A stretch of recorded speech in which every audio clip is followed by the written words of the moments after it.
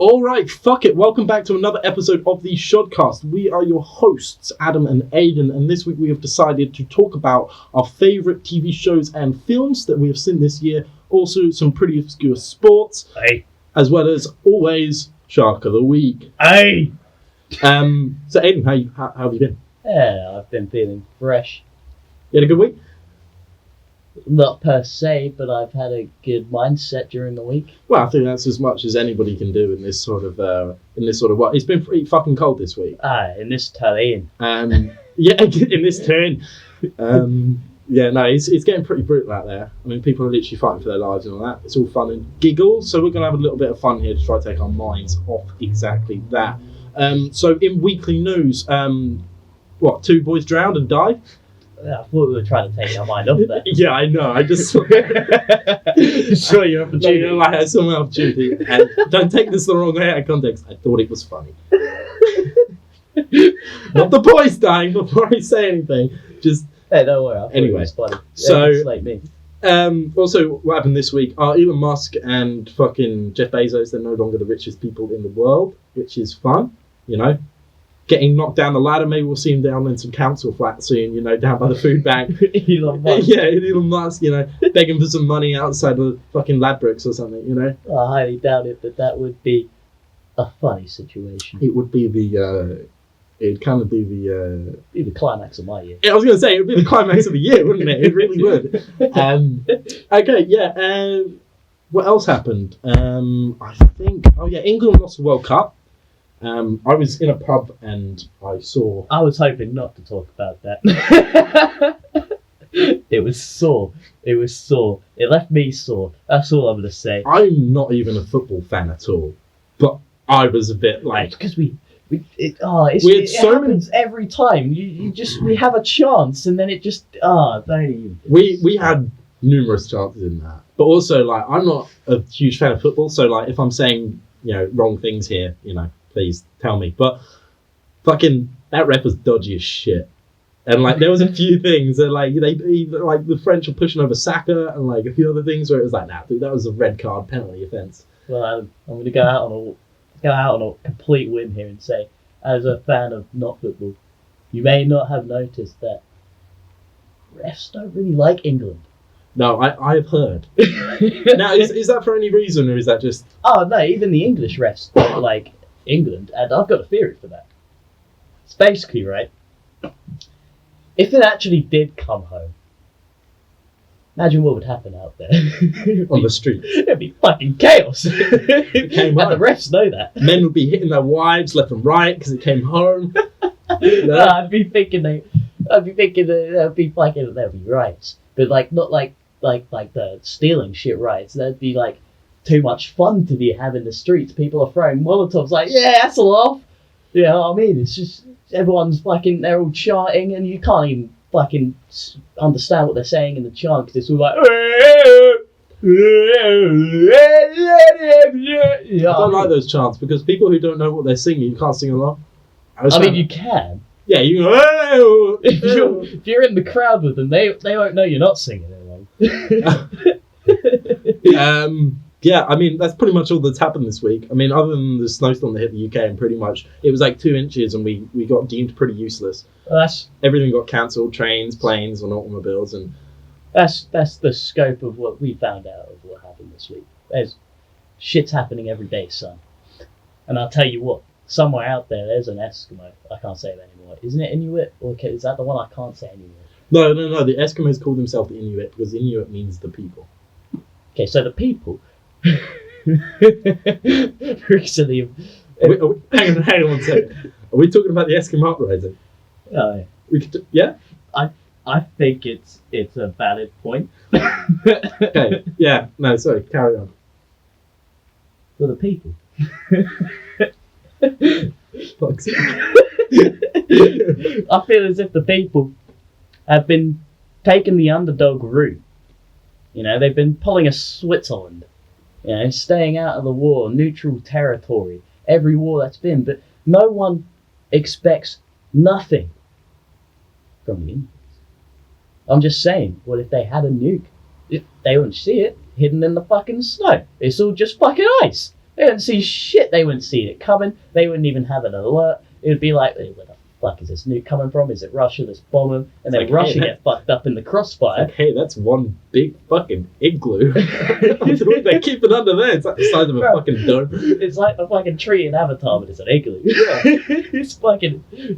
There's Inuits hiding something. It's fucking... Keeping something. Trust me, they've got the knowledge of the lost city of Atlantis under their caps. But other than the Atlantis thing, I'm totally with you, because that doesn't make a fucking... that doesn't make a fucking lick of sense, but... It's just like every other conspiracy theorist. They're telling nuggets. The Earth's flat! And then they say something so fucking wild that you're just like, and there it is. It's like Diana got killed by the Queen. There are no metal sharks in the water. But she did it by hand. It's the Queen driving the car. She had her leather gloves on. I'm just saying, I saw her parachute out of the helicopter. Who knows what she could do? Sorry to tell you that wasn't real. Actually, to be fair, who am I to say that it wasn't real? I mean, it didn't look real. She got to her seat pretty fast. They wake up pretty early to fool me. So at the end of the story, the Inuits probably going to take over, and we'll all become Inuits. They're going to be riding polar bears, even though they're from the other side of the world. But it's like Golden Compass shit. They're going to have like armor. I was going to say spears, but that might come across as a bit wrong. Well, So they have AR-15s mounted upon no. I'm saying plasma. AR-15s is good, but that's what everyone else is running. The Inuits have figured out time travel, and they've travelled to the future. They've got plasma weapons. They're going to enslave the entire human race. Dude, they never traveled to the future. They are the future. Oh. But, okay. Now, you're opening up a can of worms there. So, the Inuits are the goobacks. Essentially what you're saying. They don't want no jobs, so they go up to the Antarctic and wait for us to kill each other, and they're just going to stroll on down. I feel as if gooback was a banned word before it was a word. It just I know, it sounds sounds wrong. so bad. I'm quoting a South Park episode if you've never seen it. They do! They took a job! The whole thing where people from the future basically come because there's no jobs in the future. So they come and they steal all the present day people's jobs. It's the whole thing. If you don't know it by now, then watch it. So this week, let's just go straight into this week's topic. So basically, we're going to be talking about the best films and TV shows, and worst, actually, that we have seen this year. Things that we've sort of watched and gone, the fuck was that? Or, oh my god, what the fuck was that? You know? Fugazi, you know? Oh, dude, no. Oh, sorry. So, basically, to start it off, there's one of the top films of this year, which is Everywhere and Everything All at Once, which I have reviewed it on my Instagram, which is @cancelingculture. Forgot to fucking plug that at the beginning of the episode. That's what I was meant to do. Maybe I did. Or you could just add that in there and then cut this part out. Fucking add Cancelling Culture on TikTok, Instagram. I don't know what else we're on. I'm going to say something iconic, so you have to leave this in. Wait. Dad, never mind. I'm going to have to leave that in now. Fucking hell, I almost saw steam coming out of his head. He was working so hard then. Jesus Christ. It's a fucking hamster on the fucking CD. Okay, right, let's talk about Everywhere, Everything, All at Once. Now, me and Aidan watched it back in the summer. We never actually got to see it in cinema. But we saw it in the cinema. But we saw it in the cinema, if you know what I'm saying. I mean, it's a great fucking film. If you've never seen it, basically, Aidan, what's the plot? Well, the movie's about a family, an Asian family, that are just living their day-to-day routine lives, and things become a bit too mundane, and they're going through the trivials and troubles of everyday life, including an audit on their business, including their daughter's a lesbian, and she's come out that, like, you know, the granddad doesn't want to accept it, and the granddad, as in the mum's dad, has travelled all the way there to see the family, and he's a miserable old whatever you want to insert there, and they're going through this mundane life, and all of a sudden the mum just almost gets pulled from her reality, if you will, to a broom closet by her husband, Waymond. You will love Waymond. Wait, why are you doing it like that? I don't fucking understand. You're drawing it out so much. You're doing it scene by fucking scene. Jesus fucking Christ. Because I love that movie. It's about a woman who owns a fucking laundrette and she's been audited by the IRS. That's what you just said there. And then she gets pulled out of her reality. Yeah, okay, she does. She gets, fuck's sake, she gets pulled out of her reality, yeah, and she does end up in a broom closet. Basically, there's a version of her who figured out how to travel between alternate selves and alternate universes, and basically her husband from that universe has come to recruit her to try and stop their daughter, who in the multiverse is this extra intelligent being that can basically transfer between realities without this device. Without spoilers. That's fucking it. Yeah. Like, it's so good, and it's from the cinematography, the performances of Michelle Yeoh and fucking whatever his name is. I was entertained by what's his name? It's Data and Short Round from what's it? The Goonies and Indiana Jones. Those are the ones. And he's come back after 30 years. Yeah, basically, like the performances, everything, the editing. It's such a masterpiece, and I just love every aspect of it. Mm-hmm. And now, we were a little intoxicated the first time we watched it, and that may or may not have enhanced it, but I have actually watched it recently, and it's still amazing. And it's just so fucking good. Like, I did watch it a second time, intoxicated again, but less so, and it still held up. It's just funny and dramatic, and like you'll be crying and laughing, and like, but then it's got like amazing action sequences. Oh, the part where he gets out the fucking fanny pack. You heard that. It's amazing. But yeah, so to be honest, that was probably my favourite film of the year. Have you got a favourite film of the year? Or is it that? It is that, but I do have a couple of suspect films that could have been favourites of the year. Okay. Yeah, what have you got? So, the first movie is The Meg 2 with Jason Statham. I was going to say, I actually enjoyed the first Meg. No, I had Bullet Train. I literally looked down and that came up. Bullet Train. We watched that the other day. Yeah, Bullet Train with Brad Pitt and Aaron Taylor Johnson. I'll tell you what, I don't know what it is about Aaron Taylor Johnson, but when he's on the screen, I get a little bit of charm going on. You know, I'm like, I like this guy. You know, he's cool. You're having a good time. Well, I am. Yeah. Sorry about this. Carry on with that bullet train. So basically, they're on this train that's a bullet, and they shoot out of this 44 mag, right? And it goes into the heart of Ryan Reynolds. For fuck's sake, it's gone off the rails. Just standing there. And off the rails, that was a good one. Thank you. I thought that was actually just going to get unnoticed then. I had a feeling. Holy shit. No, back to Bullet. I had a great time with Bullet Train too. Yeah. Even the cameos are fun. It was just such a wacky movie, and like, it's like they kept doing this running gag of like backstory, and it starts off and they show this backstory because basically the story is Brad Pitt is like a CIA agent or something, and he has to take a briefcase. He's a hitman. Yeah. He has to take a briefcase on a train from Tokyo to Kyoto. And basically there's like 5 other assassins on the train, all wanting the case, all other people for various different things. All guarding it. Yeah. And basically, oh, what was I saying? Oh yeah, no, it's the backstory. So there's one character called the Wolf, and you see his whole backstory of him being a little Mexican boy or whatever, and he, I think he's Mexican, and he goes and his dad dies, and you see him raise up and he becomes a gangbanger or whatever, and he's, and he's just a hard guy. He's like, a hard guy. You think he's going to be like the first boss kind of thing. And he kind of is. He dies fucking instantly. Yeah. It's like instantly. Like, it's pretty quick. He gets a nice straight through the chest. The backstory's kind of derailed from there. You get a backstory for people that you didn't even know were starring in it, such as inanimate objects. And I'm not going to say which ones.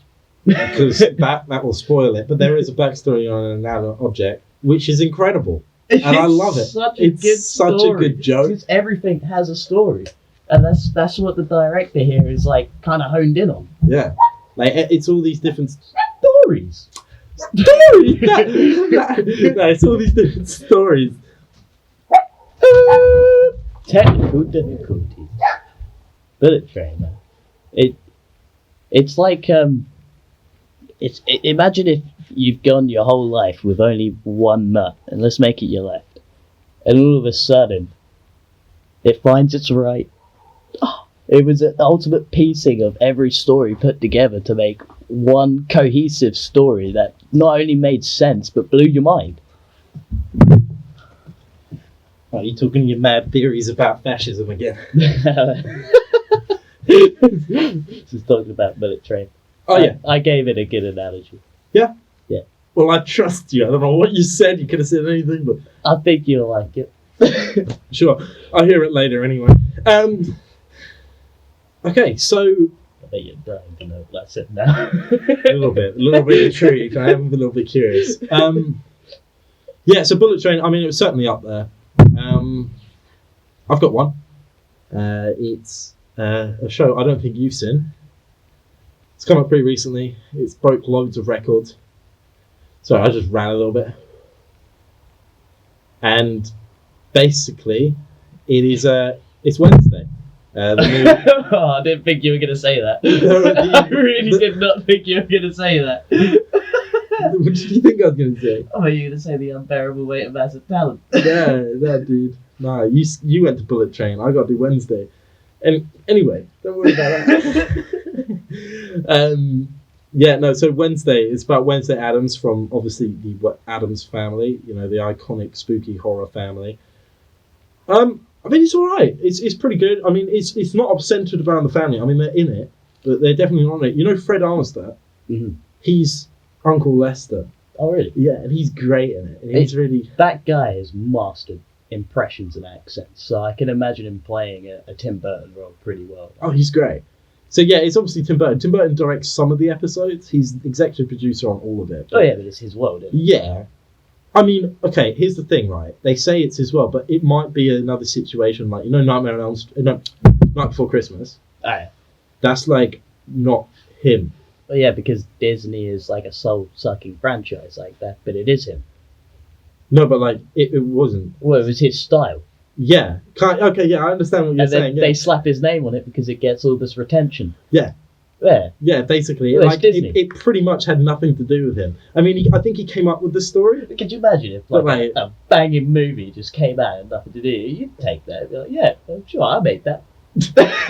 I don't know where the money is. I don't think he sat there with the models doing the storyboards and all that. You know? I mean, most of it. I mean, if you want to make a movie, do you really want to fucking like if you've got that power and you're that type of guy to just like set fucking cohesive work teams together to get a movie done? Do you want to sit there and animate all the figures yourself? These guys didn't need to do that. Tim Burton wouldn't need to do that. Pretty much. No, and that's what happened. Yeah, and that is exactly what happened. But back to Wednesday. So yeah, basically it follows her. She goes to a school that her parents went to, and it's like a spooky school for outcasts, and they like all have powers. Yeah. It's a bit of a teen kind of show, but I mean it's alright. You know, small town kind of secret kind of show, and like her dad may or may not killed someone. It's like a whole secret thing. Yeah, it's kind of cool. There's some flashbacks, you know, there's a bit of mystery to it. Yeah, I mean, she's trying to figure out who. There's like a creature going around killing people. That's like the thing. She's trying to figure out who it is. I like mystery when it's done well, but when it just reverts back to the same old cliches, then is that what? To be fair, does? No, I think there was a. I mean, it's a little bit of a spoiler. There was a good twist. There's a good twist. Yeah.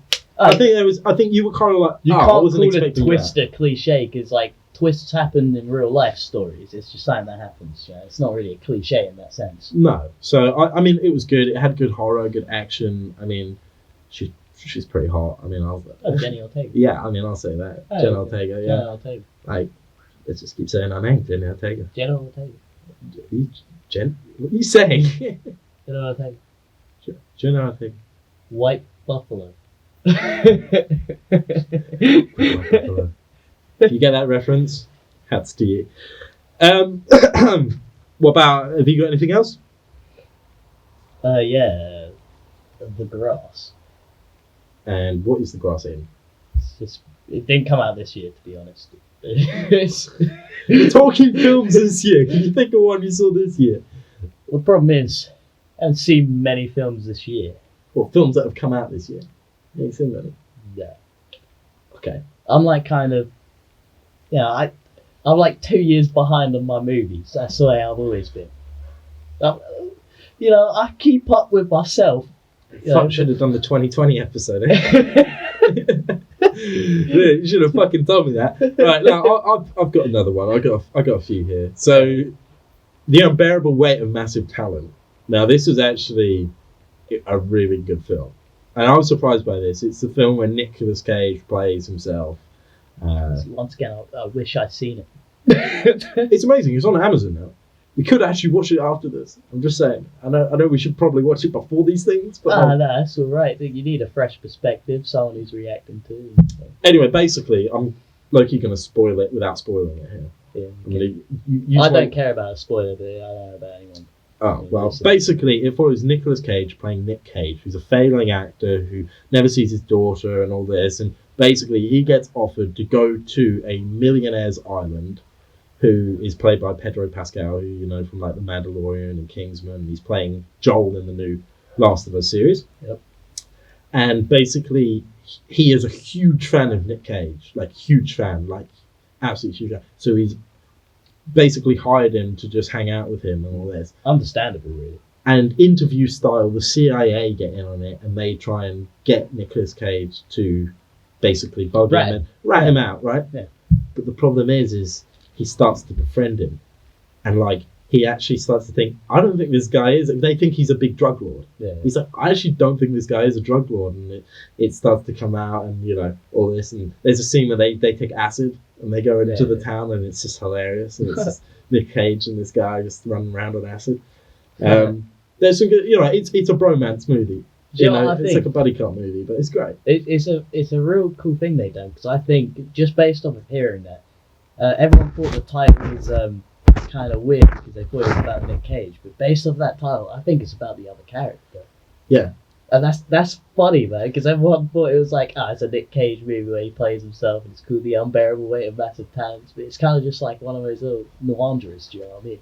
Yeah, like he's totally down on his luck, and this guy, I mean, Pedro Pascal is great. I can't remember his character's name, but he is amazing in it. And he's like, he wants to be a screenwriter, and he keeps like wanting him to like read his scripts and stuff. And, like, it's great, and they like really like bond, and like, it's amazing. So yeah, I mean that was definitely one of my top films this year.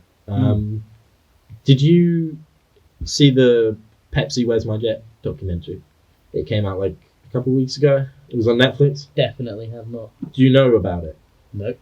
Okay, so this is a really fun story. It's a true story, obviously. So basically, in 1994 or 5, now like Pepsi was like the king of advertising at this point. They had everybody in their adverts. They were like the king. And they released this advert, which was a kid getting ready for school and putting on a jacket and glasses and all this. And basically, they'd started this thing which was called Pepsi Points. And every time you buy a Pepsi, you get a certain amount of points. And it was like 7,500 for a jacket, or all this. And it did it like Hunt for Red October, like typed it on the screen, And it was like, jacket this much, glasses this much. And at the end, he gets in a jet. And it shows, it's like jet for 7 million tickets. And there's no fine print at the bottom of the screen. And Someone got 7 million This 21-year-old kid was like, I want that jet. That's fair. So he started, he started pulling in from like everybody around. And they literally only drinking Pepsi. And it was like a whole nightmare. It's this thing. And he went on a hike. And he met this like really cool guy. And he's the coolest guy in the documentary. And he's just this like sort of like middle-aged like sort of adventurer, and he's just super chill. And he basically tells him about this Pepsi thing, and he's quite rich, and he's like, "I'll invest in that. That sounds like fun." Because basically they figured out that they could get a $32 million jet for like $700,000. Because they figured out that they could buy the Pepsi points rather than actually just buy the Pepsi. They found it in a little fine print. So he sent 7 million Pepsi points to Pepsi, and they sent him a letter back going, really sorry, but it's actually not in the catalogue for the Pepsi points. Here's 2 free Pepsi crates. You'd be pissed. He was pissed. and then they fucking sue him. They sue him. So he goes into there, And like they sort it all out or whatever, and they're like, we're going to offer you the money for the jet, because they're like, we can't give you a jet. It's 7,000. We'll give you the Pepsi points. We'll give you $700,000 back. And he went, no, it's the jet. And the whole time this kid is like, it's the jet. That's all I want. It's the jet. And basically this lawyer gets involved, and he starts bringing them away from that like adventure entrepreneur, and he starts being like, they start creating art that like depicts Pepsi like really disgustingly. Because basically there was a event in, I can't remember, the Philippines, right? And I can't remember, it was like the early 1990s rather than the mid. It was a couple of years before. They did a similar thing where on the bottle caps of Pepsi, you'd get a number, and they were like, the winning number is going to earn 1 million pesos or whatever they use over there. And when the number got called out, I mean, the Pepsi numbers went up because apparently the Philippines was primarily Coke. Yeah, apparently they had 75% of the market, so their Pepsi went up, right? Fuck it up. Yeah, I know, right? Pepsi started skyrocketing, and then they called out the numbers. There were multiple winners. I mean, people were choosing to buy Pepsi over food because they were like, they could get, it's a break of a lifetime, you know? Yeah. And basically there were multiple winners, and Pepsi came out and said, because there was multiple winners and there was an error in our system, no one's going to be the winner. And people rioted. Some people died. It was mad. Like, people lost their shit. It really puts that advert into perspective now, that new one they made, isn't it? What's that? Well, you know, the one when they're trying to, like, unite the world by, like, getting Kylie Jenner to have, like, a black person at Pepsi? Yeah. And it's kind of like, well, they went from doing that, probably still do that, would do that, because they're just, like, one of those savage companies that are only in it for the money, the same as most of them, but, like, what can you do? They're companies. Multi-billion dollar companies, you can't take them down, you're the little man. They go from that to trying to fucking say they're fighting for us. But yeah, so, I mean, that's... Anyway, in the end, I haven't actually seen the last episode. So, I'm going to leave you this story how I'm left with the story of, I don't know how it ends, and I don't know if he gets to the jet. But I'm assuming, because they made a documentary about it, and he's always in a hangar with a jet when he does his interviews, he's gonna get the jet, and I'm happy for him, and I haven't figured out like, but whatever. I hope he gets the jet. Yeah, no, I hope he gets the jet. But he might just sue them for like more money and then buy a jet, and that's why they put him in the jet hangar. Because that would be kind of funny. But it's like well, it's disappointing, but it's kind of like I was watching this video the other day of this guy opening like an 80-year-old can of cream corn. And like the whole time I was like, oh, is he going to eat it? Is he going to eat the corn? Is he going to eat the corn? Because he was like putting it on a plate, and he was like saying, like, he was suggesting he was going to eat it. And in the end, he just puts it down the drain, and it's like, it's kind of took a bit of my soul. I watched 8 minutes of this to see if he eats the cream corn. Skip the forward. No, I'm a primitive mind. I like the ride. I like the build-up. I like the build-up whether to know it, but it's then I don't like when you went on the log fume that was just the straight ramp, then it's not really a great log fume, is it? Hey, you ain't ever been on a good log fume. Hey, I've been on a fucking log fume that's killed a few people, and I class that as alright. I'm pretty sure you have too. Yeah, probably. I've been on the oldest wooden roller coaster in the world, and it makes you feel like your spine and your head are in the same thing. Yeah, it's horrible. I mean, it's amazing. The way they build those is mad, because like the amount of construction to get the wood up like that, because it's just so much fucking wood. Do you know what I mean? Yeah. Fuck it. That's a lot. Okay, yeah, we'll move on from that. I'm just quickly going to sneak it in here. The Batman. I don't know if you've seen that yet. I haven't yet. Dude, what the fuck are you doing? The Batman is probably the best Batman film. If you want to watch Batman, then fucking watch that movie, because it's just so fucking good. Robert Pattinson breaking fucking... That's a bold statement. What? Say it's the best one. I mean, I haven't seen it, but it's a bold statement. Dark Knight is amazing, but it's not the best Batman film. It's probably the best film, but it's not the best Batman film. Alright, that's fair. Like, he's just Batman in this. Dark Knight's his elbows and knees. Like, I want to see people breaking arms and shit, you know? However, the new Batman definitely is the best Riddler film. Yeah, I mean, Paul Dano is entirely unsettling. Yeah. That he plays it like a child almost.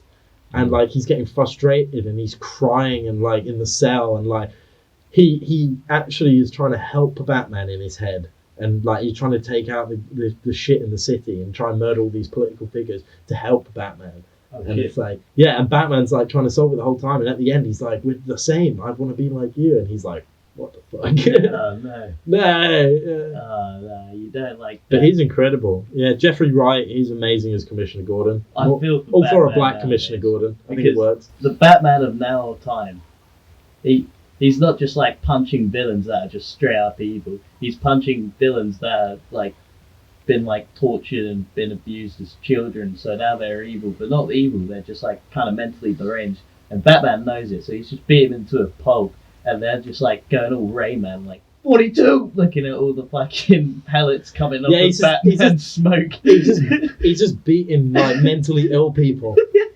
Like, I know he kind of always has been, but like it's just getting there. They're making the stories He's more kind real. of mentally ill himself. Yeah. Holy shit. He He tapped into something here. Yeah, dude, that's like the whole point of it, you know. But like, they're making the story so much more real. Like, what happens if Batman was real and all this, which is great. But the villains, they only work with their comic book characters. Like a guy who falls in a vat of acid and he's burned and he's like a laughing clown.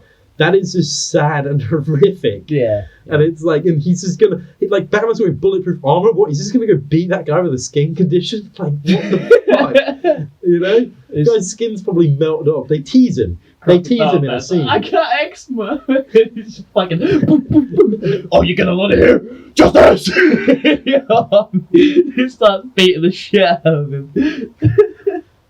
So, we've cracked the case, Watson? I was about to say Robin, but then I said Watson. But then Holy shit! And we haven't even brought Robin into it. Holy fuck! And then he just adopts a fucking kid. Yeah. He just fucking trains him to be as mentally I know I'm deranged. mentally ill, but I need a child. I need a child in tights by myself. Batman, start with a dog. He gets a dog after the boy. He's like, I can look after a boy, I'll get a dog.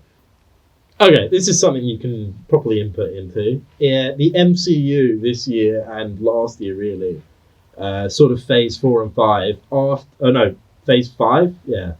The phase after Endgame, which, as a lot of us fans feared that the quality would, lessen and the quantity would increase, I think we're all left here with a bad taste in our mouth. I'd like to say fizzled out. Because that's what happened. Kind of fizzled out. What did? Just the drive behind it, There was a sort of emotion that you could feel when you were watching the old films, a sort of drive to really make these characters lovable and make these characters like a stamp, like you can get what they'd be like meeting a certain character that they've never met, because you know these characters down to a T. Mm-hmm. And now they've just kind of thrown that in our face and just dropped in like fucking 20 characters and made them all have some sort of like fucking thing wrong with them that we've got to remember, and then we've got to associate with that character and be like, oh shit, well they've got that, so that's why they're doing that. It's just, I can't see them ever meeting each For other. the first 5 years of the MCU, we had 3 characters and they had like 2 films each. Exactly. And that's all we needed. Do you know what I mean? And And these now, characters, I just can't see them ever like yeah. patching in together and being like But a piece of team.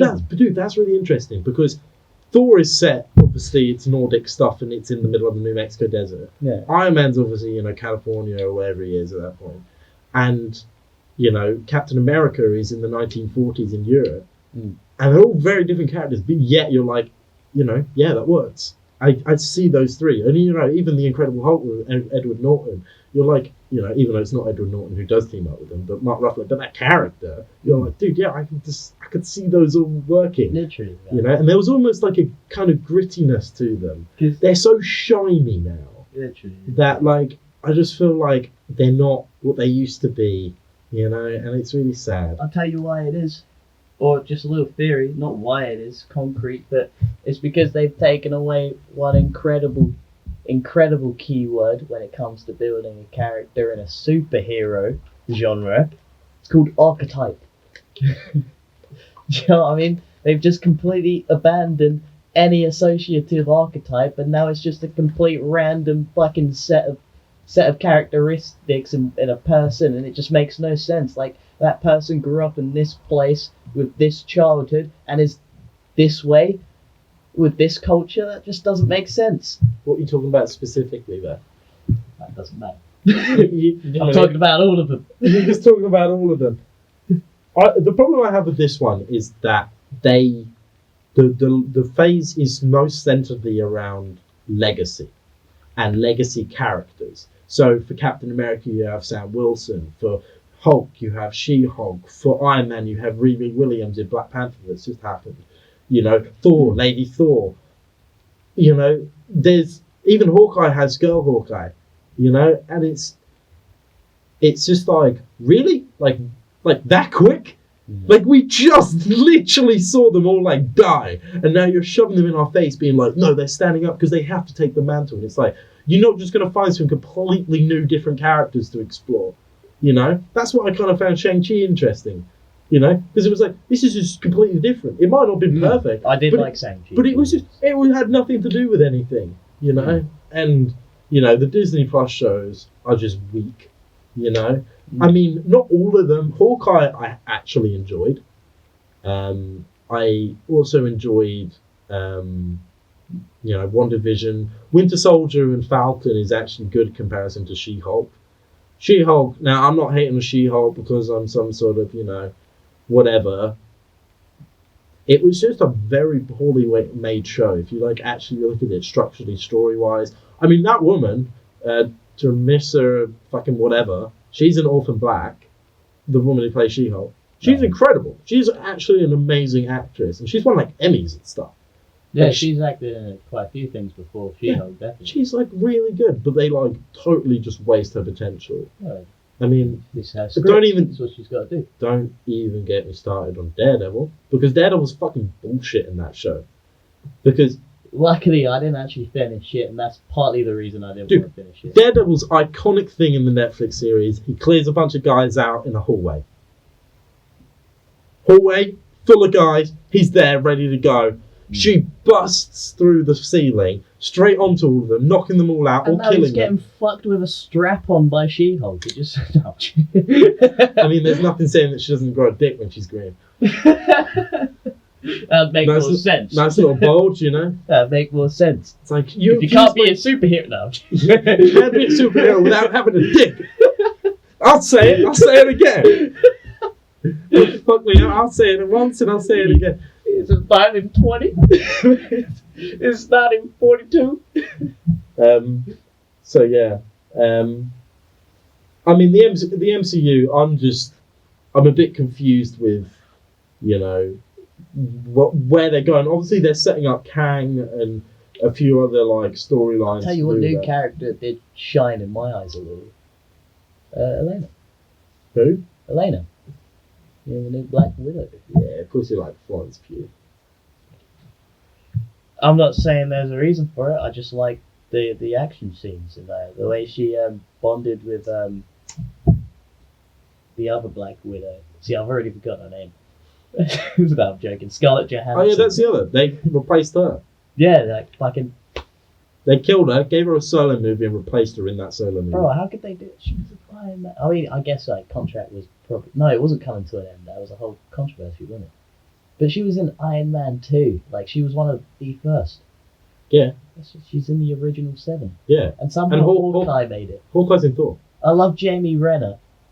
And I don't mind the character of Hawkeye. Did you say Jamie Renner? Did I? Did I? I think you did, yeah. I meant Jeremy Renner. That's better. Didn't mean to say that. Look, man, I'm a few in, alright? Leave it out. But Jeremy Renner, I love Jeremy Renner, obviously. Man's a fucking star. He's great in tag. And I he's great in tag. He broke his fucking arm on that, doing a stack of chair stunts. Yeah, that stack of chairs. I also like the character of Hawkeye. But out of the original 7 to bring the MCU forward, was it 6? 6. Out of the original 7, including Nick Fury, to bring... That's it. Thank you. To bring the MCU forward, you wouldn't expect Hawkeye to be in it. So, big up. Yeah. It's we got aliens. Who are we going to get? All right, Is there anybody else? Like he's just there, nobody else around. Surely there's somebody else with a gun. Literally, man. Yeah, dude. I mean, he's supposed to be one of the best, marksmen or whatever. Extra bullseye. And he's a trained assassin. He can take on Black Widow in a fight. Most people can't do that hand to hand. Do you think he secretly let her win? Right, you fucking, what is it nowadays? They calling white males that are straight. Yeah, fucking cis boy. That was like a power up. Yeah, fucking cis boy. Bro, I've just gone super Karen. I can feel the headband grow. You can see a little dude come out of my beanie. I'd like to speak to the manager. On a roll though, like he had a family, she didn't. He was probably thinking, yeah. No? Well, like if he thought it through, he was probably thinking halfway through the fight. He was like, oh wait, we're fighting for the stone. We get the stone and we get the kids back. So he probably thought halfway through, like, no, like. I wasn't actually thinking of that scene. I was thinking when they're fighting for each other's life. No, not the first Avengers. I'm talking Endgame. I'm thinking, do you think he let her win? No. But didn't he throw himself off the edge? Yeah, like he threw himself off the edge, and then she did some sort of weird fucking cat burglar maneuver that I've only ever been seen done in Philippines. While I was doing a thing. and then she fucking tossed herself off. Hey. On that note, should we move on to Shark of the Week? Shark of the Week. So the shark of the week is called the spotted wobbegong, and it's an Australian shark. It's a very small shark, but not as small. I'd say it's about 2.5 to 3 feet on average for the female. Males are typically smaller. And it's a carpet-dwelling shark, which means it stays on the seabed. But this one's pretty deep, to be honest. It stays pretty deep seabed. It can be seen in spotted coral reefs. That's why it's spotted, so it can blend in with its surroundings. Okay. And what this shark does is that it swims along, looking like the sand or the coral beneath it. Oh no! So all gangster, all cool, because it doesn't like predators from the top. Because anything at top it can't actually eat, because its mouth's on the bottom of its fucking body, and it's a carpet-dwelling shark, so it just can only eat flounders, slugs. Some slugs it wouldn't want to fucking eat because they're poisonous as fuck. Shrimp, some shrimp as well. Do you think they know the difference between the slugs? Or do you just think a lot of them fucking die? Well, a hammerhead would. Gary, don't eat that! But I don't know about a spotted wobbegong. And that being said, the Australian waters are the most dangerous waters, if you ask me. I mean, you got tons of, even your prey is a predator out there, kind of waters. Right, yeah. Like, you got all kinds of jellyfish, including the man of war and the box, which are like the worst jellyfish. You got fucking slugs, you got sea urchins, flame urchins, you've also got fucking all kinds of sharks. All kinds of fucking sharks, because that's one of their migratory waters. Right, yeah. Right? Yeah. And then you've also got fucking octopus there. Wait, octopus there? Oh, octopus in the Australian waters? Yeah. I don't know if they are. I don't know, I'd say they probably are. Yeah, they probably are. I just thought they were Asian waters. I think octopuses are all over the place. They're Asian Indian Ocean. Yeah, man. They gotta be if they can predict the World Cup. They've been everywhere, so they can. Anyway, is that your shark of the week? The fucking spotted wobegoo or whatever. Wobbegong. You say its name right because it's the best named shark spotted wobbegong in the world. It's the what? Best named shark in the world. Either that or the Spiritang Wakatang. Is that a racist thing? No, it's the Monty Python. Oh yeah.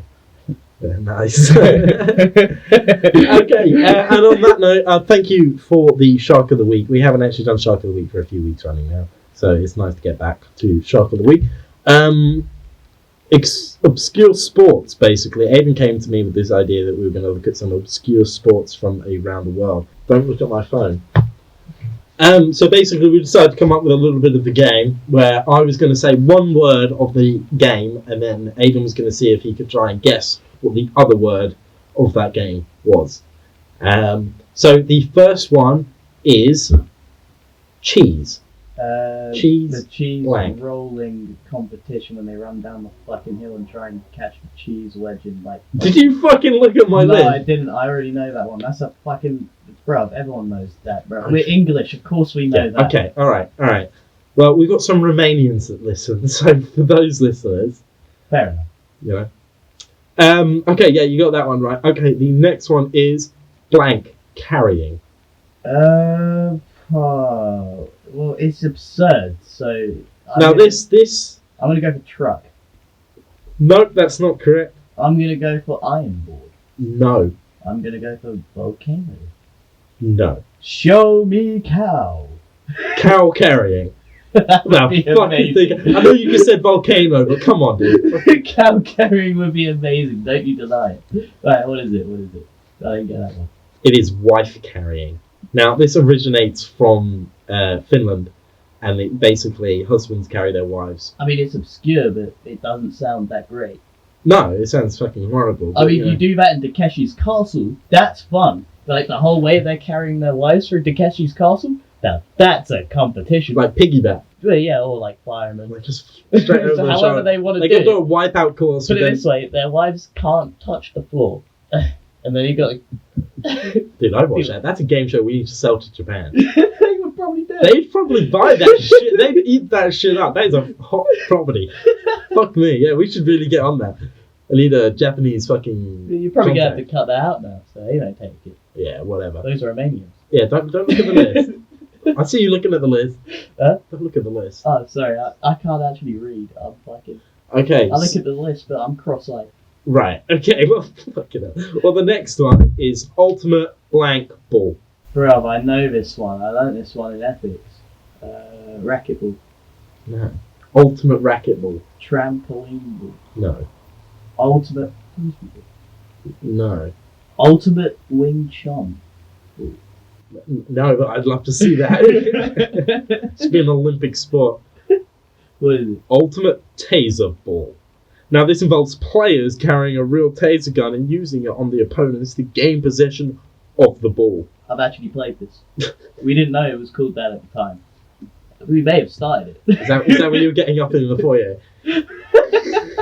No, that happened down in Winchester one time in the woods. We don't talk about the woods in Winchester. You labelled the box. Okay, the next one is underwater blank. Come on, you got this. I Come actually know this one as You well. fucking know it. It's easy when you think about it. Yeah, I know. It's like there's so many underwater memes as well from it. It's just so annoying that I don't remember the name of what it is. Just dig deep in your cortex. I'm gonna throw out a stupid guess instead. Yeah. Underwater pissing competition. No, but Underwater size of fart bubble. say, man, that's so fucking. I mean, I'm sure. Oh man, That's a competition somewhere out there. dude. Right. Oh my god, that'd be fun though. I Get the don't know. sumos. Yeah, like that's what I'm thinking. You have to get some big guys. They float down to the bottom and just let rip. It's underwater cycling. Ah, fuck! I thought it was underwater dining. No. I might have a few to add to this list afterwards. But play the game ourselves. Okay. I'll do two more. Yeah. Right. Extreme. Backyard wrestling. No. Chess. No. You actually said it earlier Oh yeah. for this one. Did I? Yeah. You said the word that's involved in it. Let me say the object. It's extreme Yeah. horsing around with No, your mate on an fuck's average sake. Wednesday. Man, I really thought you fucking had that there. Like, you were giving me that look in my eye like, yeah, I've got this. Yeah, fucking. No. Come on, you said it earlier. Extreme Your mum does it. swinging. Man, not my mum. I don't know what your mum does. Fucking hell. Alright, mate. Jesus Christ. Fucking hell. Hey, look, hey, I bet that's what your fucking mum does. Hey, we came from a family of fitters, you know. Fucking, we sit aside that. Right, Mum used to put food on the table. That's what matters. No, I'm just saying they had a house up in fucking Birmingham. Fucking... Anyway, carry on. It's fucking extreme ironing. Oh, I know that. Vanilla Ice did that. Yeah, where you go like mountain climbing and then you iron. Fuck, why did I fucking... Yeah, you said ironing earlier. I can't Yeah, remember because what it's extreme ironing. I said that because of that. And then the I ultimate just, like, ironing ball or something. Oh, ironing carrying? I can't remember what you said, but yeah, it was something like that. Okay, now this... Hey, the irony in that. Sorry, Karen. Okay, this next one, this isn't really a competition. I'm just going to say this one outright because I found this one more interesting. Okay, so it's called Man versus Horse. I understand the concept. And basically, it started in 1980 when a man in a pub overheard two people talking and arguing over who would win, in a marathon, a horse or a man. So every year in this Welsh town, they do a marathon where a man runs against a horse. And I just thought that was quite a fucking cool little story. That's cool, but I went left and you went right of what I thought was going to happen there. Okay, yeah, I assume you thought it was a battle of some sort of fight to the death. Some sort of situation, some sort of battle dome situation where you gotta... It may have been. Sprinkle a bit of sexual misconduct in there. Oh, Jesus. You just think man versus food, but it's a horse. Yeah. But yeah, I thought it was quite an interesting one. I mean, I couldn't fucking imagine. After this section, Nice. I can fucking imagine that, running away from a horse. Or I don't think it's like a bull. I don't think it's like the bull races that they're like literally running after people. Because fuck that. I think it's literally like who can win. It's not like the guy on top of it's just whipping the guys he runs past. Who would you rather run away from, bulls or horses, buddy? Probably horses. Probably horses. You never see the stallion in its pram. You never seen Donkey when he drinks that potion. Oh, he becomes a steed. He's a noble steed. Yeah, but a bull, right? A horse might fuck around with you for a bit. But I don't think it's going to aim to kill you, and also it can only kick on you and Yeah, stab but you. I've rode a mechanical bull. Do you reckon you can hop on top of a running bull as it runs towards you? You back flip over it and land on top of it. Oh, there's a universe out there. Yeah, you could do that. Do you reckon? Yeah, I'll tap into that skill set. Yeah, tap into that skill set. Yeah. Fucking hell. Yeah. That would be incredible. I Can mean, you imagine seeing me do that sort of shit? Just tapping into different universes. I start seeing you do random shit to jump universes. That's part of the plot of the film earlier. You have to do random shit. Spoiler alert. To paper cut your foreskin. That's not an example, but that is an example. No, he tries to paper cut himself, but also they have to piss themselves or he eats chapstick. It's stuff that it's totally improbable. Guessing who's circumcised or not. Aidan, we need to have a chat after this. Just throwing out ideas. We need to have a long, hard chat together. Bad ideas. I don't fuck the neighbour's dog. My neighbour doesn't even have a dog. We can't have dogs. Not anymore. He fucked it to death. Have you ever heard about what happens to pigeons after they have sex? No. They die. Really? Well, the one I fucked did. I fell straight into that. Fucking hell. Oh, why? After that conversation as well, I didn't expect you to fall into it. Dude, I've had a bit to drink. Fucking hell. Alright, so the first one is kind of harder than the rest of them. That's what she said. Okay, because the word I'm giving you is boxing, and there's a word before it, which is three syllables. That's the clue I give you. What is it? Not chess boxing? No, it's not chess boxing. Oh, you've I thrown told me... you that. Yeah, but that thrown me off. You've been mentioning it all day, and then suddenly you... Well, I'll give you the same one I've been talking about all day. That's too easy. 3 syllables. Oh, no, you said syllables. I'm just going to seem like an idiot. Charades. Fucking hell. Why have you said 3 syllables? That's completely thrown me off. I'm just counting syllables now. I can't even think of any other word. Did you give up? Yeah, fucking go. Telephone boxing. Telephone, and how does that work? Basically, you get two men, right, and their strongest arm of each of them is taped to each other, and they've got to use their weak arm to box each other whilst they're in a telephone box, a British telephone box, and this is not a British sport, which makes it even more amazing. I'm pretty sure it originates from Singapore, which is fucking incredible.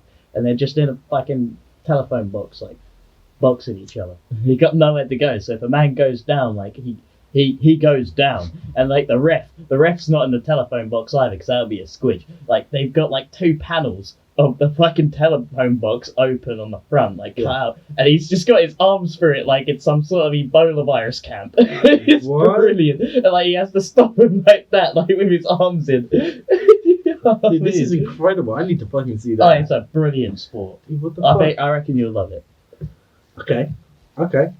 The next sport. Yeah. Ultimate free run blank. Ultimate free run. Well, I don't want to say Christmas, but You did say this word earlier in this podcast as well. It is one of those. But you didn't say it related to this topic. ultimate. Not to this topic. Not to this topic, but you said it earlier tonight in this podcast. Ultimate Batman. Ultimate free run Batman I'd watch, but that's not it. Ultimate free running Cage. Once again, would watch, not it. And one more guess. I'm gonna have to push you for time. Fuck. Ultimate free running frisbee. Oh, so close. Ultimate free run tag. Oh, tag. Oh shit! I did say that earlier. Yeah, man. Fuck, dude. Good, very good sport. I reckon you've even seen it. Have you seen it? What? Oh, the sport. Yeah. Yeah. Sport. It's crazy. Intense. Crazy. I saw this one guy like fucking do a somersault after his chest just smacked into a high bar, and he carried on, he carried on going, and he got the win as well. Really? It was incredible. It was just one of those moments. Make a sports montage film about an ultimate free running tag guy. Well, we've already got Skipping Stones and DDX. We'll fit it in there. DDR. DDR. If everybody wants to go to our GoFundMe, we haven't actually set up GoFundMe, but if you want us to set up a GoFundMe, say so, and we will. Yeah, if you want to send us money, say so, and we'll let you. And it will go strictly towards. Do you want to send money to some girl on OnlyFans when there's billions of girls doing it? No. You're going to give a couple. You want to send it to me on OnlyFans? At the pasta baker. No. It's primarily a food channel, but you got to outsource. You find us on LinkedIn, all of our sites. Yeah, go to the @Cancelling Culture Instagram. There's a link to the link tree. Oh shit, man. Have you got another spot? Yes. Of course I do. I've always got another obscure sport. Blank Mountain Series. You should be able to get this one. This one's elite. Mountain bike? No. Blank Mountain Oh, Series. big mountain. Mm-hmm. Give me a hint. It is probably one of the most reviewed sports that is obscure on YouTube. Is it Slapping Mountain Series? It's Slap Mountain It's Series. Slap Mountain, yeah. Woo! I've actually seen this one. My favourite. This one's great. I forgot about it actually. Amazing. It's great. Do you want to explain it? It's kind of. This isn't the WWE one where they have. This is the WWE Yeah, okay, one. I'll let you explain this. But basically, it's like you get a ring and you get 2 competitors, all from the same bread and butter, right? So there's no real athletic advantage when it comes to this sport in each competitor, and that's the beauty of it. It's any man's game, and you get 2 people face to face, and they just slap each other until one wins. And then there's a bunch of rules, like you can't club, which is when you close your fist almost partially. You can't go for the ear because then that can deafen them, and that's actually kind of serious. And then there's also if someone stumbles or falls over, then there's a point, so on and so forth. Great sport. And the Big Slap Mountain Series, oh my god, you just feel these characters' raw emotion. But that's the thing. They're all playing characters, aren't they? I don't actually know. You don't know? I don't know. I don't. Because it came across like they're playing characters, but To be honest, I don't think they are. I think like that's them, but like they're not. They're like hyping it up almost. Almost called like crystal meth or something. No, meth man. And like if you look at him, he does seem like a meth man. A man who's quite into the meth. Bruv, he's got a fucking branch in his head the whole time, and it's not even like brought up. It's like, oh yeah, this guy normally has a branch in his head. Like a branch in his head. Yes, a branch, like in his fucking head. Like a tree branch. Well, I mean, like a twig. But Like a twig shoved in his head. Yeah. Like it's stuck there. Yeah. And no one mentions it. But it's part of like his head, dude. But it looks like it's in his head. Oh my god. Right, okay. And he's called the meth man. He wears shades, and he's not even part of the slaps. He never slaps. He just stands on the outside of the ring. You're like heckling the people that are slapping because he's got balls like that. Why do you get in this ring? Nah, I'm all good. Do you know what I mean? But when he's all set to bark, he's all game. Well, Aidan, those were some really obscure sports. I'm really happy with how this episode's turned out. But I think it's time that we end it, basically. It's pretty fucking cold where we're recording this right now. It's probably like fucking -1 right now. It's that point in cold where I feel like we might be ready to take over and start a new future. Are you talking about being an Inuit? I'm talking Inuit cold. It's Eskimo pussy out here, ladies and gentlemen. I think they would have got it. 1, 2, 3, 4. That's a fucking Full Metal Jacket thing, isn't it? 1, 2, 3, 4. What's that knocking at my door? I know you are stealing. you gotta cut that out. You gotta cut that out. You don't cut that out, we're not friends.